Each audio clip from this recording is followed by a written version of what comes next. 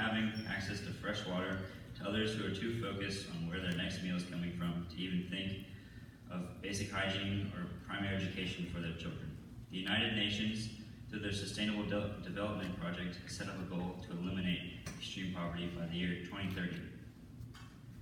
One organization whose mission alongside the UN to end extreme world poverty is Choice Humanitarian. Choice was co-founded by my grandfather, Dr. James Mayfield Sr., and Dr. Tim Evans in 1988. So what does Choice stand for? My grandfather explained to me that, quote, the word choice has a special meaning reflecting a learning process where villagers must first come to believe they have choices that initially bring some level of hope into their lives. This feeling of hope, reinforced by choice-funded rural development facilitators assigned to work in these villages, gradually stimulates villagers to see new opportunities they can pursue, which generates a sense of inspiration and collaboration that strengthens a community's commitment to build a society of greater equality, of opportunity, and some sense of equity, end quote. Choice has identified 6 focus areas that they believe will help communities the most. These areas are access to health, care, and better education, securing better jobs, ensuring gender equality, and preservation of environment and culture. Depending on the needs of the village, the volunteers on an expedition focus on one of these 6 areas. Projects include construction of schools and classrooms, installing community water systems and biogas digesters, constructing health clinics, teaching personal hygiene workshops and micro-enterprise training, and other fundamental needs of the village. Choice and its efforts have taken effect in 7 countries, including Bolivia, Ecuador, Guatemala, Kenya, Mexico, Nepal, and most recently, Peru. Bolivia, being the first country that Choice ever got involved with, has been helped since 1988, and projects continue to be worked on today. One of the projects in effect there is Mi Escuelita, and is based on helping grow sustainable food and, quote, develop healthy food production capabilities in the villages. The Choice team would bring potable water, help the community build a commercial greenhouse, plant trees, and teach the community about health, nutrition, and greenhouse gardening, end quote.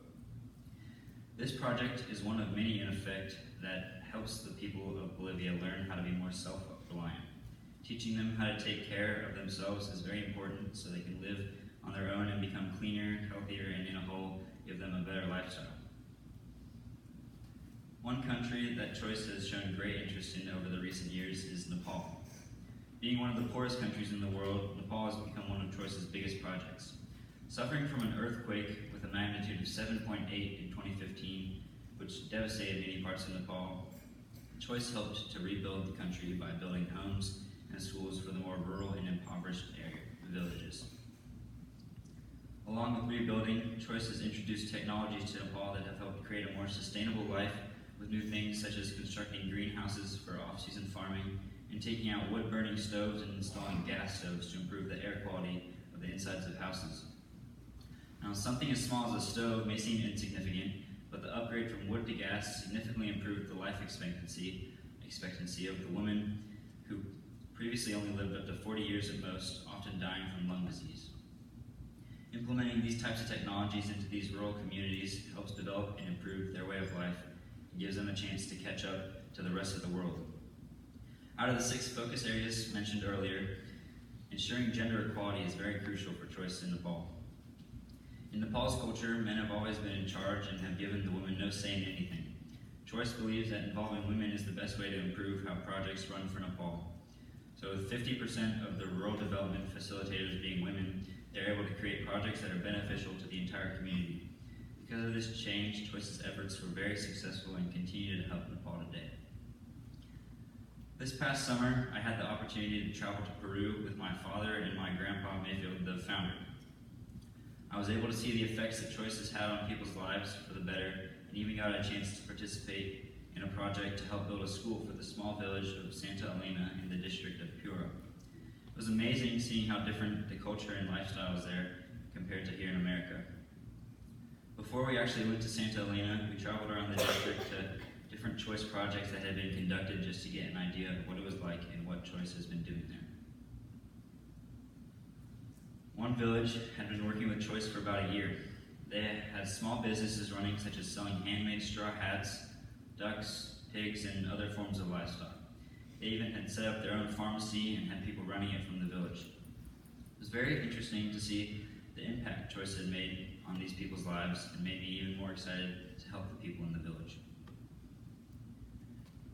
When we arrived at the village, we were welcomed with open arms by all the children of the village. They were excited for us to be there. Having never traveled outside of the United States before, I did not know what to expect, but from the moment I stepped off the bus, I noticed how different their lives were from someone who lives in the States. The roads were made of dirt, and pretty much the only concrete there was in the middle of the town and was made specifically for soccer. If we wanted something to drink, we had to either sterilize some water with a SteriPen or just resort to soda. People there even had chickens or goats just roaming around their house and their front yard.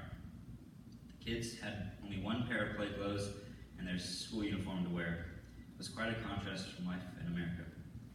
The group I went with consisted of 25 other people from the United States. We had people from California, Utah, Idaho, and Georgia, and everyone had traveled at their own expense to participate. The first day, we leveled an area out and dug a ditch for the concrete foundation of the school. We used shovels to fill up wheelbarrows to move all the excess dirt. We worked hard throughout the day, and everyone gave it their all. Even my 84-year-old grandpa got in on some of the action. On the next day, with the help of the villagers, we mixed the concrete and pushed wheelbarrows of the mix and dumped the cement into the ditch we dug the day before. While my group worked on the construction of the foundation, we had other groups making rebar to enforce concrete and painting roof panels. It was an interesting experience being able to interact with the locals while working, even with my limited Spanish speaking skills and their very limited English speaking capabilities. Instead of words, they would sort of just point to where they wanted me to pour the concrete and then give me a thumbs up when the job was done. And since the premise of Choice is making people independent and self-reliant, we were not the ones to finish the construction of the school. The villagers themselves were actually the ones in charge of building and finishing the school. They were the ones directing us where to go and what to do. The reason Choice chooses to carry out projects in this manner is because in the past, they have gone to villages and countries, built something for them, and left. They want the villagers to appreciate it more and take care of what has been built, and the only way that will happen is by letting them conduct the project themselves. Instead of villagers asking, "What are you going to give us this time?" they're eager to learn so they can accomplish their own goals and create solutions for their problems. My grandpa likes to call this a hands up and not a handout program.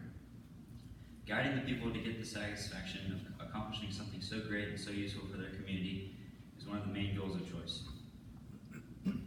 Being in Peru was not only about the work. A very important aspect of Choice is getting to know other cultures and interacting with the people we were helping. During breaks, we would play games and talk with the kids there. We'd play soccer, Simon Says, and though I tried to teach them basketball, they were more comfortable with kicking the ball rather than dribbling it. I had a bit of trouble keeping up with all the kids' names, seeing that there were more than I could count, but I did my best. Going down there and helping was one of the greatest experiences in my life, and I would do it again in a heartbeat. Getting to help the people of Santa Elena opened my eyes to how diverse our world is and how privileged we really are to live in such a great country. It made me realize the importance of ending extreme poverty and how everybody deserves a chance to improve their lives.